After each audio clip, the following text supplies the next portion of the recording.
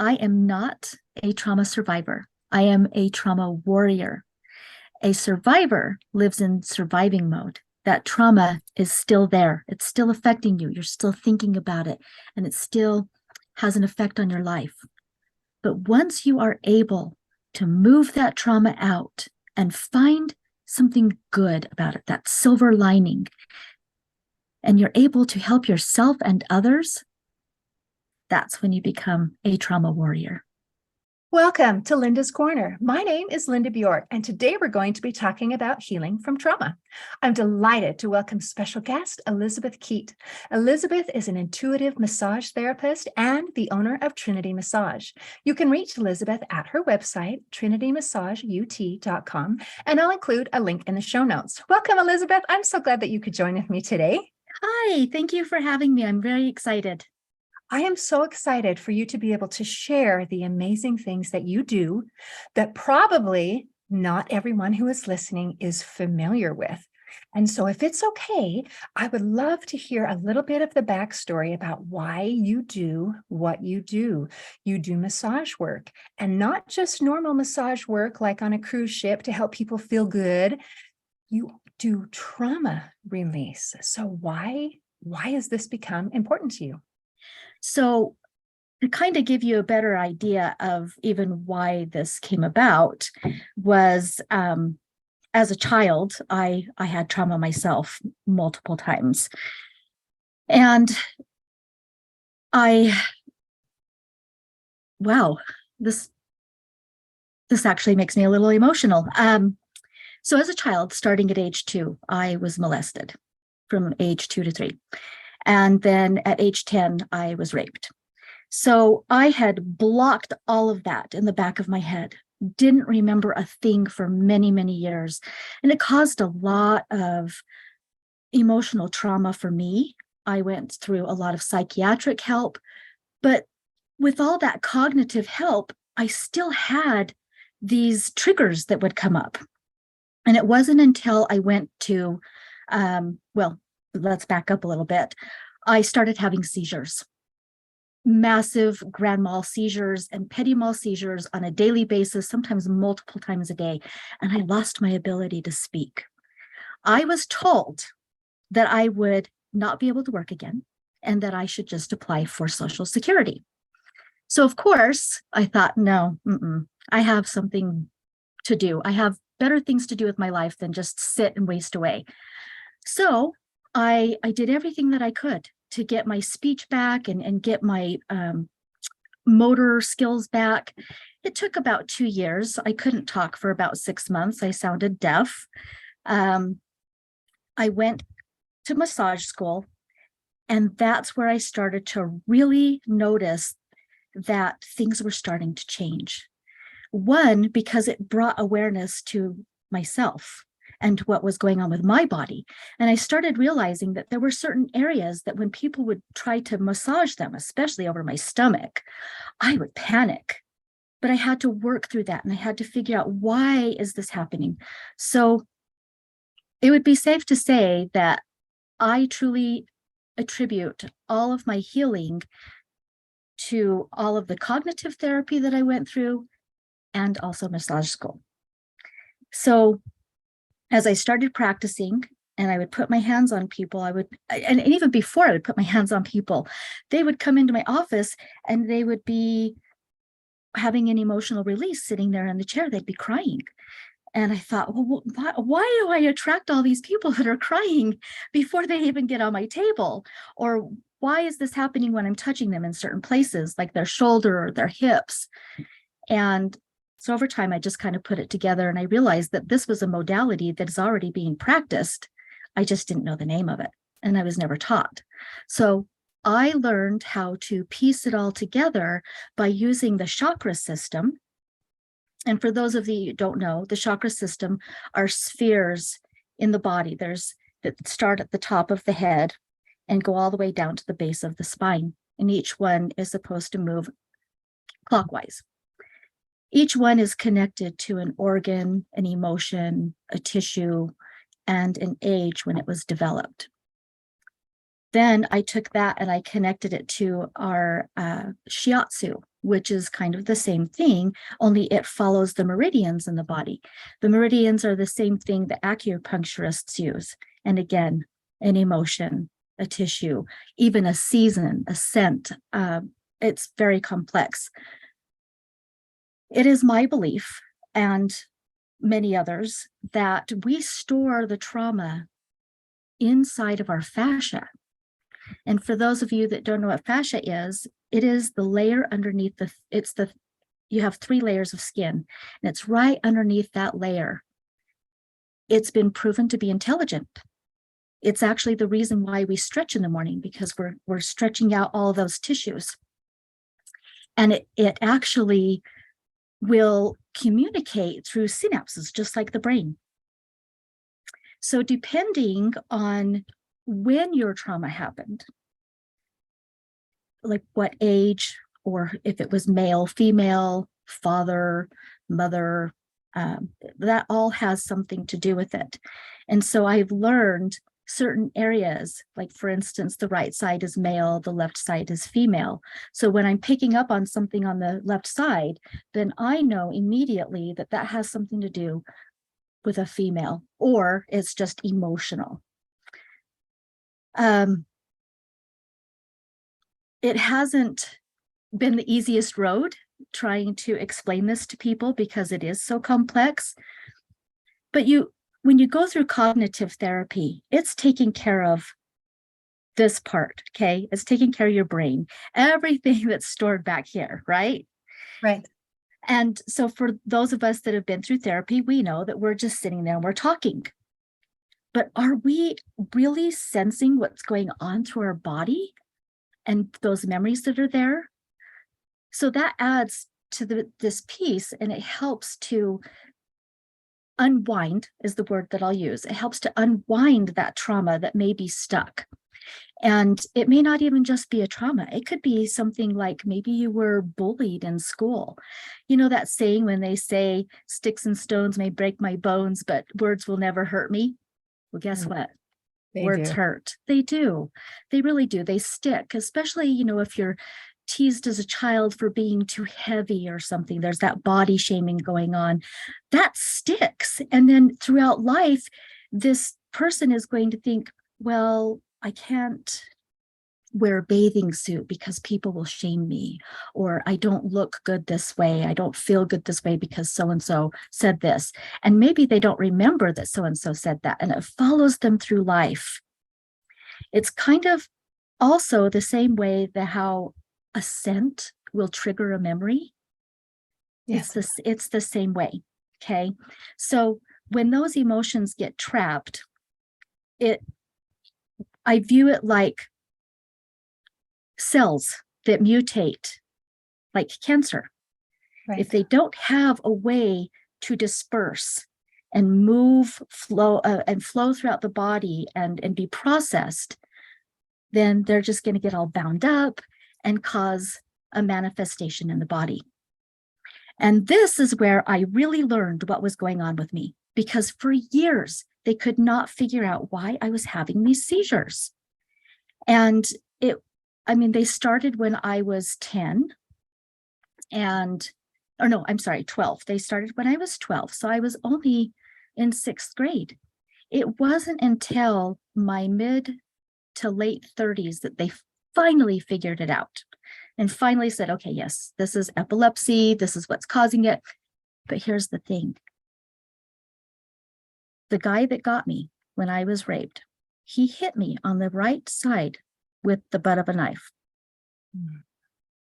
And guess what? Guess what was happening every time I was having a seizure? Did it feel like you were hit? I could feel something here. And for the longest time, I didn't understand why the doctors kept saying, this is psycho, this is in your head. Well, yeah, it's in my head, but I'm not making this up. And it took me a long time to get through that, because I thought, I have better things to do than sit here and fake a seizure and not be able to speak. But what was happening was, because I locked that away for so long, that it had to surface somehow. It was my body's way of saying, hey, there's stuff here going on. Listen to me. Get rid of this. Get this moving. Well, guess what? I have not had a seizure for, I think, 2 or 3 years now. I was finally cleared from my neurologist, and my life is just completely better. And I know that that's part of what work I've done on myself, and then the work that I do for others. Because we all know that when we help other people, it helps us feel better, right? Yes. And isn't that wonderful? Wow, Yeah. Elizabeth. Oh my gosh. I am so sorry for what you went through. And now that I know your story, I have a greater appreciation for how you've been able to help me and my family with our situation, which unfortunately has some similar themes. Yeah. I would like to unpack a little bit and kind of add a second witness. One thing that you recently mentioned is when a doctor said, "Oh, that's all in your head." And we have a word that we use, psychosomatic. And Mhm. for the longest time, people thought that meant there's nothing really wrong with you. You are making it up. And that would be like being a hypochondriac. Right. But psychosomatic is that connection between our mind and our body. Mhm. And when we talk about psychosomatic, that's not uncommon. According to the CDC, 90% of all illness is basically psychosomatic. It is stress. It is caused from that connection Mhm. between the way that we feel and then it manifests in our body. And what you're describing, that for the longest time, no one had any understanding of what that was or how to help it. And that matters. You have to be able to describe it and understand what's going Right. on before you can heal it. I really appreciate Dr. Vanderkolk's book, The Body Keeps the Score, because having Beautiful book. doctor, having a professional with the proper letters after his name to be able to explain that the effects of trauma go beyond just something that's in your head. It affects everything throughout our entire life.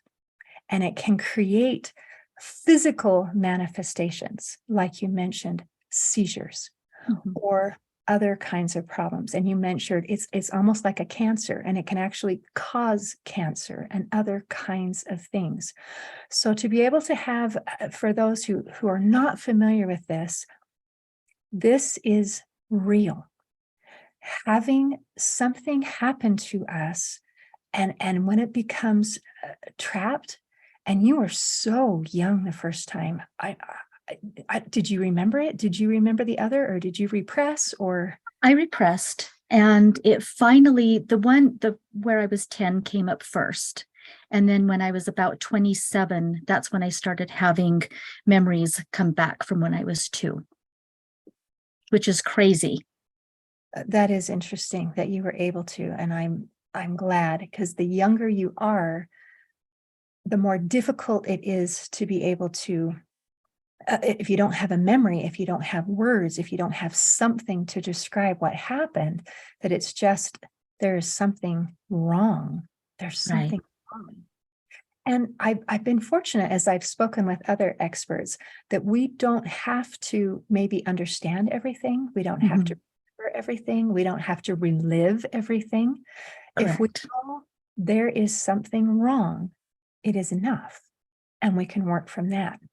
Now, in the Body Keeps the Score, in addition to explaining the process of how trauma affects the body, how it affects our lives, and also he goes through the history of how we have learned how to treat and how to help people.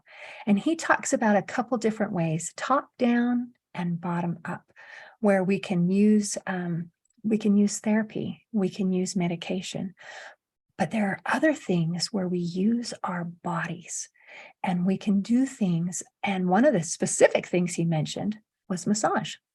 Mhm. And I thought that was quite interesting. And that's actually what led me to you, as I thought, really, that sounds like something that would be a win-win either way. I mean, I'm going to get something good out of it, even if Yeah. I don't get any healing. So let's give this one a try. So Anyway, I just think it's important for those who have never heard of this before. It maybe there's someone who's listening and thinking, wow, so is that why? Do you think maybe? And a scary thing about having trauma in our youth is we can repress it, which basically means part of our body's survival mechanism is I cannot deal with this. It never happened. Right. And forget, you actually don't know. You could say, did this happen? Were you ever hurt? Were you ever? And you would say, no, and mean it. Right. And sometimes it takes another experience or something else to be able to remember, but it's going to show up somewhere. If you can't remember it, it's going to show up in your body. Absolutely. So that is, I am grateful that you are able to turn your trauma into a method of healing, of being able to help other people. And as an empath, and maybe you can kind of explain what that is, Mhm. you kind of have a feeling for it, and you're able to pick up on things that are beyond I'm saying my words to you. You just pick it up. Right. Right. So being an empath, it definitely has its pros and its cons because an empath feels more than the average person. We have that innate ability to sense when somebody has a headache, maybe, or something's wrong. Um, I mean, I've picked up on things clear across over in another country. So it really, it's just that advanced sense, I guess you could say. And ironically, a lot of people that are empaths have been abused. It is almost like a seventh sense that is developed as a uh, mechanism for survival. Oh no, I feel that this person is coming, and so I need to do what I've got to do to protect myself. It starts like that. And so ever since I can remember, since I was a small child, I often knew the outcome of something, and one of my very first memories was I would go into the living room and I would ask my mom and dad. I would say, before I would walk out there, I would be saying in my head, yes, yes, yes, yes, yes. And then I would say, can I have some ice cream? And I'd be thinking, yes, yes, yes, yes, yes. And sure enough, they would say yes. So I kind of used that to my advantage. It worked. But also, it also kind of runs in my family too. We all kind of have I've got two other sisters that have a very keen sense of intuition, and each one of us do our own thing. Um, but I have noticed that there's a trend. And so I believe that everybody has the ability to tap into that. It's just that there are some of us that have it a little bit more. Does that make sense? So, not unlike other gifts that we have and we can develop, some people are natural athletes, but Right. even if you are a natural athlete, you can still practice and develop that. And other people don't have that same coordination. They can gain some coordination, but it's never actually going to be at the same level as the one who also has that natural gift and ability. Those two together, that natural gift plus the practice and the working on it, are what make Olympians. So, True. That is true. And yeah, it has taken a lot of practice trying to figure out, how to do this. And I've had to incorporate a few different things, but it's definitely been an amazing adventure for me. I cannot begin to tell you the sense of happiness and fullness and wholeness that I have when somebody gets off of my table and they hug me because I've changed something in their life. It just means everything to me. that is so beautiful. So, as we're having this conversation today, part of my goal, my desire is one, that we let people become aware of this particular modality. And then we also help people become aware of trauma. And then that we also give the hope that there's something we can do about it, something that works, something that brings relief. And I think that those things are very important, that we have hope for healing. Because I'm trying to put myself in your shoes where, I'm 12 years old and I'm having a seizure and I'm having all of these challenges and struggles and things I would be afraid. Mhm. And then to recognize the source of that would not bring me comfort. It would No. bring more fear. And so it's a kind of a step where there's some unpleasant steps before we get to the good stuff. But the good stuff is you found something that helped. And it helped not only the physical manifestations, but the pain and the trauma that goes with it. Right, right. And, one thing that I want to add as well is that, there's a lot of people out there that they know that maybe they need the help, but they're afraid. They might be afraid of somebody touching their body because maybe the same thing happened to them. I have worked on so many rape victims. In fact, I get a lot. And somehow I have figured out a system, so that I know what a trigger is and what to avoid. And not every, you don't even have to get fully undressed to be on the table to have this kind of work done. You can get on my table and be completely dressed, and I'll just go around and listen with my hands as I do. And I always do whatever is possible to make that person feel comfortable, safe. That information never leaves the room. Um, I really put forth a lot of effort to make sure that that person feels absolutely safe in my office. And that matters It because does. until we feel safe, we can't heal. And part of that repression we talked about is part of our body and our mind trying to protect us. It's like, Mhm. I cannot deal with this.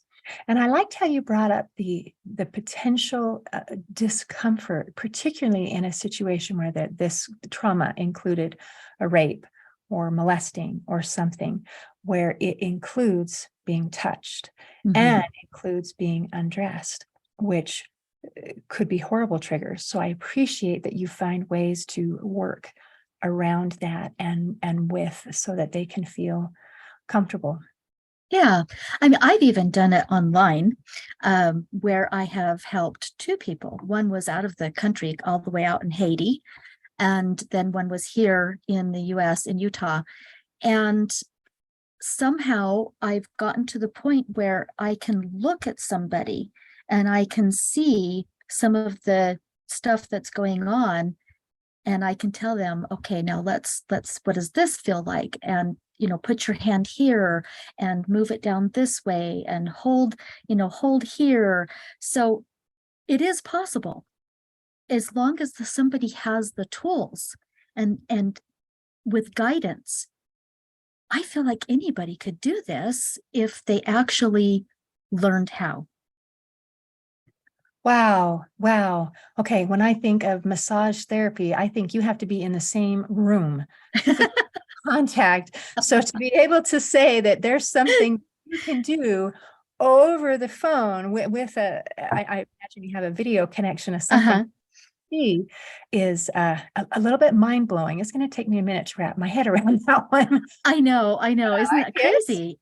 And it's not, I obviously I don't prefer to do it that way. But if somebody really needs that help, I mean, I can't travel to Haiti. They can't travel here. I can't travel to Belize. And so, well, I can, but it's just easier. So it what that does is it opens up kind of like a dialogue in the body that says, oh, there's a witness here. Somebody is paying attention to what I'm feeling here. And so keep in mind that the body's never going to reveal anything that you are not capable of dealing with yet. Okay. So then something might come up. So, for instance, if somebody's constantly having chronic jaw issues, then I might say, okay, well, let's bring your attention to this area. Put your hands through here and tell me what you feel. What emotion is connected with that? And oftentimes, when somebody's having problems with their jaw locking, it's because they're suppressing their feelings down. They're not talking about the way that they feel. And that comes in the jaw. Yeah. It's in Interesting. the jaw all the way down through the neck. The neck could be tight. And furthermore, when that's not taken care of and it gets delayed and delayed and it's just building up, think about those cells, they're mutating in a way. Okay. All of this energy is stuck. Our thyroid's there. Think about what can happen. You can have a slow thyroid, a fast thyroid. Well, maybe that could manifest even further into a thyroid cancer. So we don't want to ignore these things. In Chinese medicine, they believe that organs have their own emotions. And I'm really finding it to be true.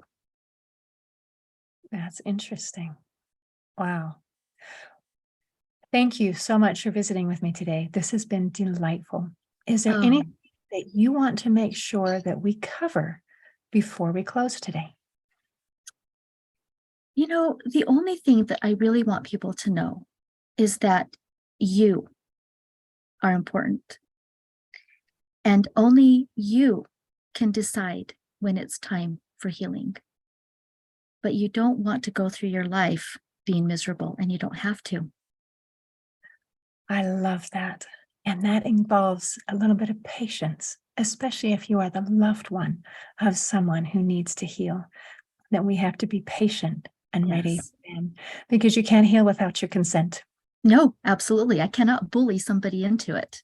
No. Oh, that's beautiful. Thank you so much, Elizabeth.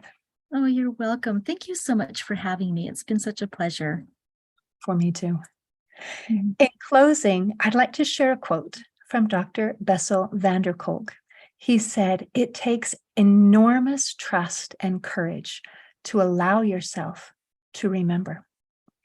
If any of our listeners have experienced trauma in their lives, I encourage you to trust yourself and to find the courage to remember, and most importantly, to heal. See you next time on Linda's Corner. Thanks for listening. If you enjoyed this episode of Linda's Corner, please share and subscribe to help us reach new listeners. I also invite you to check out my nonprofit, Hope for Healing, at the website hopeforhealingfoundation.org for free ebooks and other free resources to help increase happiness, build confidence and self-esteem, strengthen relationships, manage stress, and calm feelings of depression and anxiety. I also invite you to grab a copy of one of my books, like Crushed, A Journey Through Depression, or Amazon bestseller, You Got This, an action plan to calm fear, anxiety, worry, and stress. See you next time on Linda's Corner.